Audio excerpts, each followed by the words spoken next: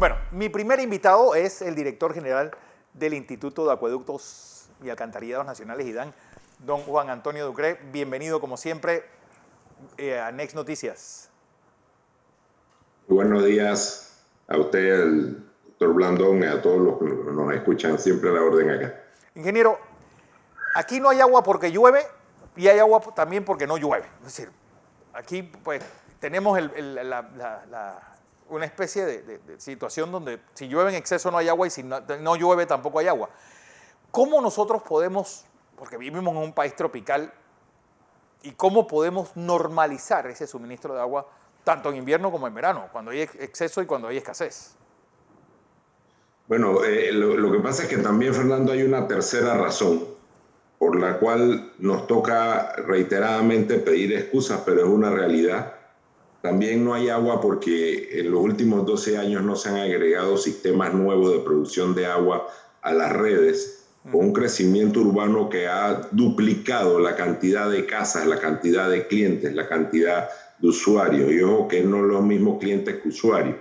Y que eso impacta sobre todo en el área oeste, en Panamá Oeste, en lo que es desde Burunga, Raiján, Chorrera, Capira, donde ya los sistemas están al límite. Entonces, ¿qué es lo que sucede? Igual que pasa en Santiago, igual que pasa en David. Por supuesto que los aguaceros siempre han habido. Panamá es un país tropical, pero cuando estás tan al límite entre la oferta y la demanda, de hecho, la demanda ha superado la oferta, sobre todo en el área oeste, desde el 2019.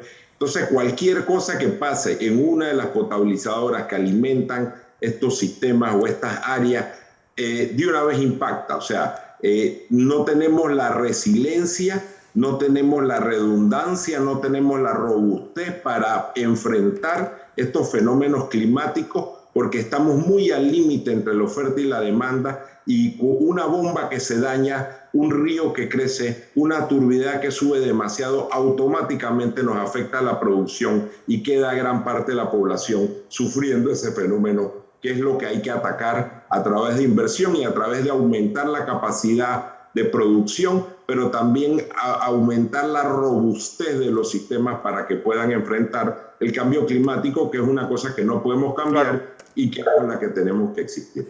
¿Qué es mejor o cuál es lo que se diagnostica? ¿Pequeñas plantas, muchas pequeñas plantas potabilizadoras o una gran planta potabilizadora para irrigar regiones altamente pobladas? Bueno, no hay una respuesta correcta a esa pregunta, porque el agua se administra por cuenca, el agua se debe administrar por las demografías, por los municipios que se abastece. La respuesta es que depende de cada circuito. Cuando usted tiene una población muy pequeña, 1.500 habitantes, lo más probable es que lo mejor sea utilizar agua subterránea, que es un agua más pura, filtrada, que no tiene problemas de que si el río crece, que si el río se enturbia, realmente puede dar suficiente cantidad. Cuando usted tiene una ciudad como la ciudad de Panamá, que además tiene un lago maravilloso como el lago Gatún o el lago Alajuela, entonces lo mejor es tener una potabilizadora que se alimente de esta gran fuente superficial de agua. Por supuesto que va a tener otras ciudades medianas donde puede tener de alguna manera temas mixtos, tener agua subterránea, tener potabilizadoras robustas que atiendan agua de un río que tenga al lado. Te pongo un ejemplo: si usted va a la ciudad de Barcelona, el 30% de la ciudad se alimenta a través de pozos o de agua subterránea, se alimenta también a través del río que está al lado, que es muy poco para la ciudad, y también tiene desalinización. Todo esto es una mezcla que se hace para abastecer una ciudad tan grande como Barcelona. En realidad, la respuesta es que tenemos que diseñar los sistemas de acuerdo a las realidades de las demografías que atendemos de los municipios y sobre todo de un manejo integral de la cuenca que tenemos para poder abastecer el agua a la población. Don José. Buenos días, Juan Antonio. Buenos días. Un placer tener a usted con nosotros aquí en la mañana de hoy. Quiero tocarle un tema que para la gente de Raiján y La Chorrera es un dolor de cabeza eterno, este problema del agua. Y quisiera hacerle un par de preguntas, porque entiendo, por las proyecciones que usted dispone, que la crisis de la falta de producción de agua la vamos a tener tan temprano como en el 22, con más fuerza de lo que está viviendo ahora. Esa es una cosa que quisiera que nos aclarara. Y segundo, ¿Cuáles son los niveles de inversión que requiere el IDAN para atender esto? ¿Y en qué tiempo estaría disponible y de dónde saldría esa agua? Bueno, precisamente, mire, la crisis ya hay barriadas que la están viviendo, hay sectores en Arraiján que lo están viviendo, por eso inicio y suelo iniciar pidiendo disculpas como institución a las personas donde ya estamos al límite. Ya en este momento, mientras nosotros hablamos, hay barriadas que no necesariamente son informales, que no están recibiendo 24 horas el servicio, porque las inversiones muestran un atraso. Por supuesto que hay inversiones que ya están en construcción, como es la potabilizadora de Jaguar, que va a abastecer el área principalmente de Arraiján y Burunga, Bacamonte, toda esta área con 40 millones de galones adicionales, pero no es suficiente. Mira, el crecimiento que hay en barriada para los siguientes 3-4 años representa una inversión privada arriba de los 600 millones de dólares. La población y las casas se han duplicado. Entonces tenemos que planificar las inversiones. ¿De dónde salen los recursos? Bueno, tenemos dos fuentes principales. La primera, estamos hablando con las potabilizadoras existentes que están en el área. La primera, la del Canal de Panamá, que es Mendoza, para ver la posibilidad de ampliarla. La otra es la de Aguas de Panamá, para ver la posibilidad de ampliarla. Adicionalmente, se requieren redes y líneas de conducción. Para esto ya tenemos un préstamo y eso va dentro del proyecto del acompañamiento del IDAN para poder construir estaciones de bombeo, líneas de conducción, tanques de almacenamiento.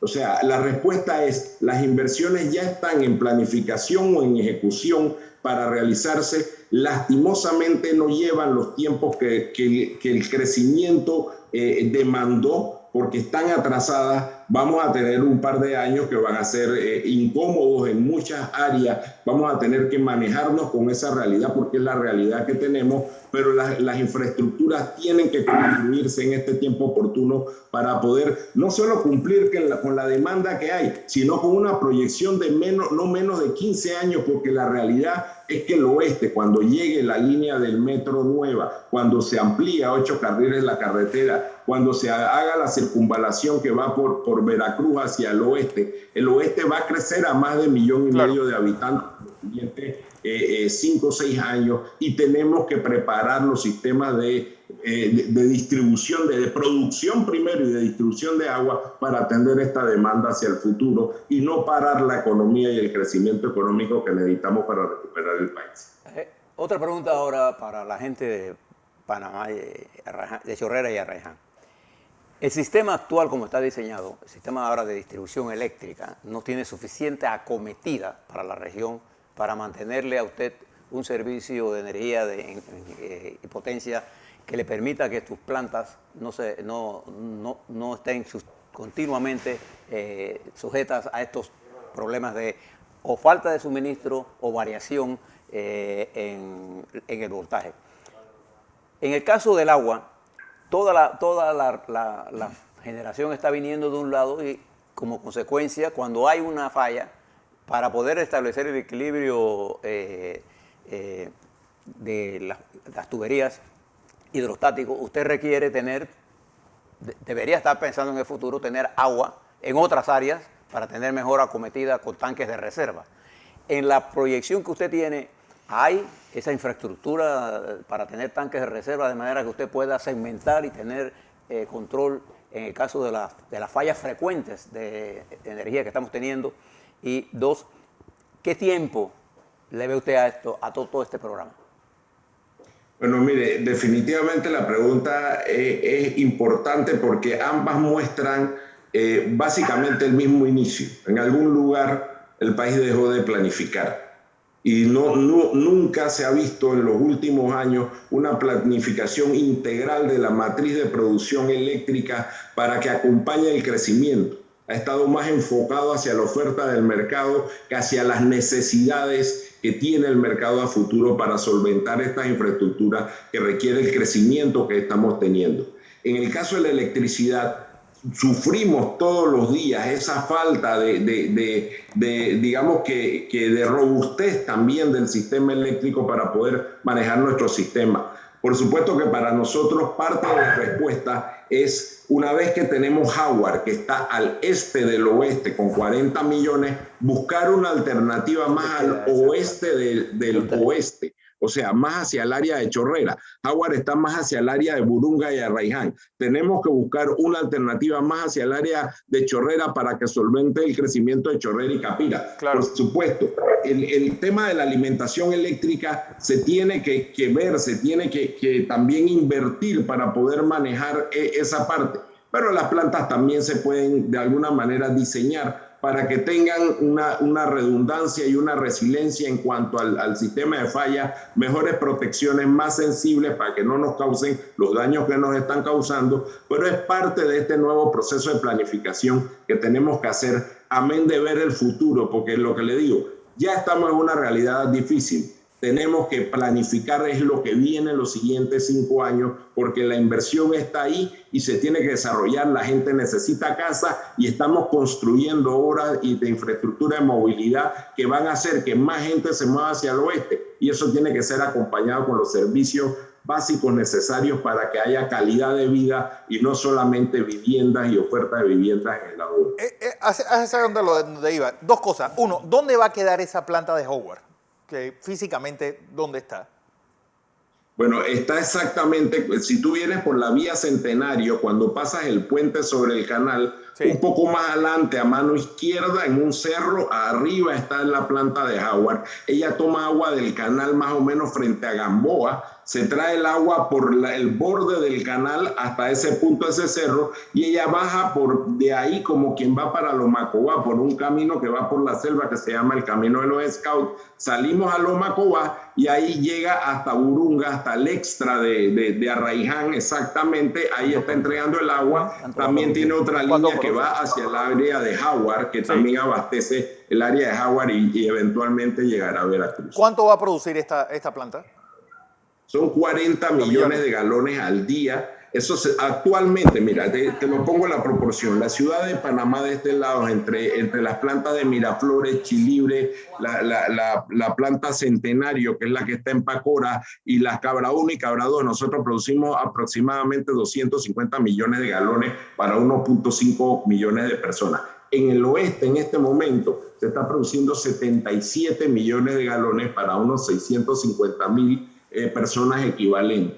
La idea es producir 40 más en la planta de Howard y buscar una alternativa entre las plantas existentes para llegar a 40 adicionales, de tal manera que nosotros podamos dejar el área oeste con 160 millones de galones, pues que eso te va a dar una perspectiva de crecimiento de 10, 15 años para poder que la infraestructura, las casas, las nuevas viviendas, las nuevas barriadas puedan desarrollarse sin que tengan estos problemas de ineficiencia en el servicio de agua por falta de capacidad de producción. Antonio, ahora viendo en el IDAN, en el caso de, voy a quedarme en Arraiján y Chorrera porque sé que es un problema altamente sensible, todos los días nosotros recibimos aquí noticias de eso. Hay 2 cosas que se producen allá. 1, pérdidas de agua procesada que se pierde por distribución de la tubería grande o del sistema de redes que llegan a las casas, se rompe tubería y pasan a tiempo sin arreglarse. Esa es una. 2, el uso irracional del agua por parte del que se dispone de agua. Entonces necesitamos tener disponibilidad de una campaña de ahorro de agua. Yo creo que Arraiján y Chorrera deben aprender a usar lo que tienen de agua en una forma más racional de lo que está ocurriendo. Bueno, precisamente ese es el otro componente que vamos a desarrollar. Tenemos un préstamo con el Banco Interamericano de Desarrollo y un programa que es el programa del acompañamiento técnico del IDAN, que va precisamente enfocado en hacer inversiones e intervenciones para la optimización de ese sistema, que van precisamente desde la campaña para el ahorro de agua hasta las medidas de optimización, que comienza con un catastro de usuarios. O sea, nosotros tenemos que censar uno y cada uno de los usuarios y clientes. Aquí tengo que agregarle otra cosa. Y esto es una hipótesis que vamos a comprobar con este estudio. Más del 30 al 35% de los usuarios que puede haber en el oeste probablemente no son clientes del IDAN, sino son personas que están conectadas a la red y que consumen agua de la red. Esa gente hay que formalizarla, hay que ponerle medidores, hay que medirla, hay que cobrarle. La mejor manera de racionalizar el agua es medir, facturar, cobrar y cortar cuando la gente no paga, porque la gente así usa racionalmente el agua. Por supuesto que esto no se entiende, eso no va a pasar este año. Este año estamos en pandemia, estamos en una condición donde tenemos que apelar a la conciencia de las personas. Pero también llevamos una campaña y eso tiene que ser acompañado con una inversión para poder ver el tema de la fuga, el tema de la optimización, el tema del control de las presiones que muchas veces tiene que ver con la fuga y la capacidad de respuesta que tiene el IDAN para poder manejar el sistema. Las ventajas que tenemos en el oeste, a diferencia, en el oeste tenemos un reto que es el crecimiento informal, o sea, las invasiones que están creciendo mucho en el lado oeste en varias áreas, pero también tenemos la ventaja que hay mucho crecimiento unifamiliar, formal, a través de barriadas, donde es mucho más práctico poner medidores y llevar un control más racional del uso del agua. Entonces, hacia allá es donde nos vamos a enfocar y vamos a estar muy enfocados en el oeste, donde además administrativa y organizacionalmente vamos a crear una nueva gerencia regional para que el oeste ya no sea un apéndice, una región de la región de Panamá, sino para que el oeste comience a verse como una ciudad en sí sola, con todos los elementos que debe tener una empresa de agua, gerencia de todos los departamentos funcionales para que podamos también administrar mejor el oeste, sus acueductos y sus sistemas. Juancho, porque hay algo que a mí me causa y siempre me ha causado extrañeza en el oeste. Es decir, los beneficios son privados, pero todos los demás gastos son públicos. Esta gente hace una barriada y deja la tubería, bueno, ahí hay que ver el IDAN cómo le va a proveer de agua, cómo la policía le va a mostrar, le va a invertir seguridad, cómo esa pobre gente va a tener que perder 6, 7 horas de su vida saliendo de esas barriadas para ir a su trabajo y regresar. Es decir, ¿qué están haciendo los ingenieros municipales de Arraiján y La Chorrera para permitir este desastre?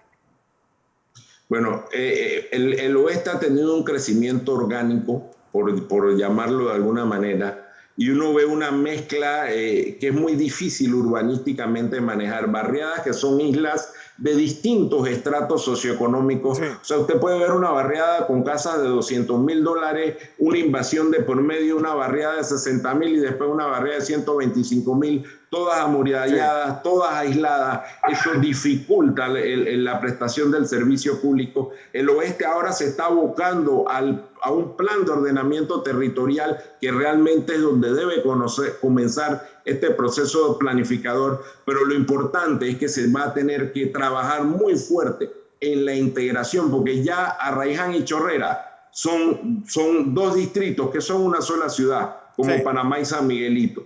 Tenemos el reto de que tienen que crecer de manera integrada, con un plan de ordenamiento integral, porque el acueducto es el mismo, las calles son las mismas, los sistemas son los mismos, y de alguna manera tenemos que buscar un sistema de gobernanza para que ambos distritos, que son muy grandes, puedan crecer en armonía para poder prestar servicios públicos de una manera ordenada y sobre todo para que pueda haber esta convivencia que puede crear asimetrías sociales peligrosas en un futuro, claro, si no se le pone un orden.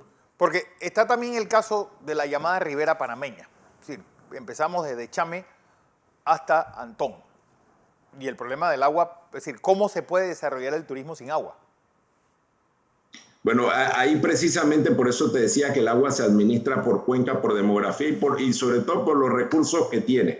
Dentro también de este programa de acompañamiento está el desarrollo de lo que son las playas del Pacífico o la Ribera Panameña, cuya fuente principal son las aguas subterráneas, porque no hay ríos importantes o con caudales que se mantengan durante claro, todo el año para poder abastecer como si fuera una gran potabilizadora. Entonces sí tenemos una riqueza de aguas subterráneas importante que tenemos que saber desarrollar y explotar, pero eso tiene que ser en base un plan integral con previsiones de sostenibilidad, porque ahí también tenemos desarrollo donde tienen capacidad de pago y son otro tipo, son vacacionales, estacionalidades distintas, y se tiene que desarrollar entonces este sistema integral, que por cierto está dentro de la planificación para desarrollarse en un futuro próximo. Claro, pero la pregunta es, por ejemplo, esta planta de Chame, una planta que quedó pequeña, yo creo que al año la habían terminado. Si se está pensando hacer otra hacia el área de San Carlos y abastecer o complementar esta de Chame.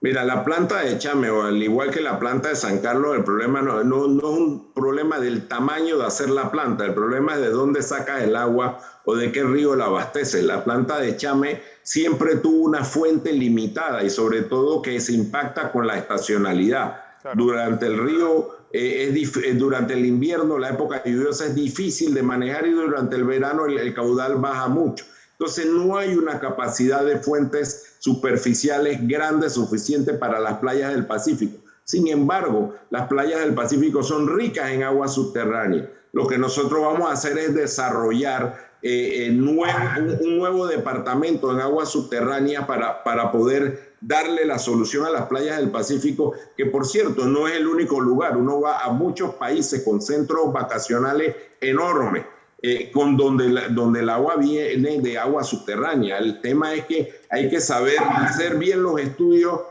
hacerla con los sistemas de recarga para que sea sostenible en el tiempo y sobre todo diseñarlas bien para que puedan manejar con almacenamiento y con las características que tiene el área de playa del Pacífico, donde son muy estacionales. O sea, los fines de semana hay más gente, los carnavales hay más gente que el resto de la semana. Entonces tú diseñas más almacenamiento para acumular agua durante la semana y poder tener agua durante los fines de semana. Es otra visión. Y es muy distinto, por ejemplo, a cómo se maneja Arraiján y Chorrera, porque son otras condiciones. Entonces, lo importante del agua es saberla administrar por cuenca, planificar y diseñar de acuerdo a las demandas que tengan las demografías que uno abastece.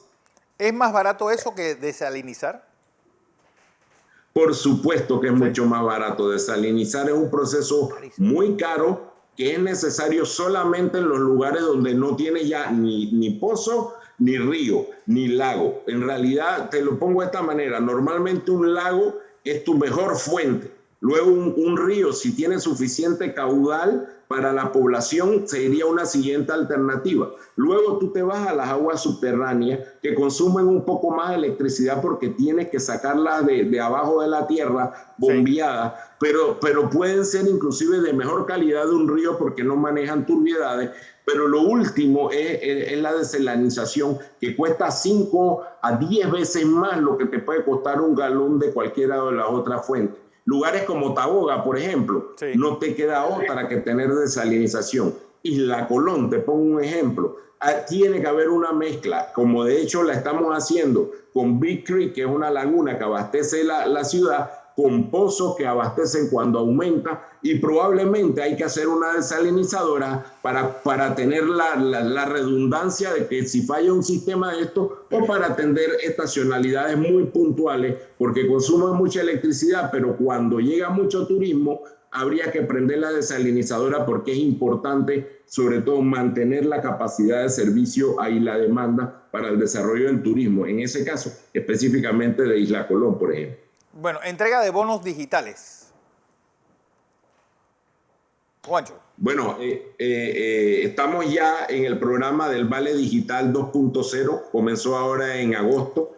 Es importante entender que el programa tiene las opciones de dos opciones principales: el trabajo comunitario y tomar los cursos del INADE, que son opciones para las personas que no están excluidas. No es que todo el que recibe el Vale Digital tiene que hacer trabajo digital, comunitario o tomar un curso en el INADE. Las excepciones comienzan con la gente que tiene contrato suspendido. O sea, el que tiene un contrato suspendido formal no necesita acogerse a estas opciones. También están las excepciones para los mayores de 70 años, para las mujeres embarazadas, para los discapacitados.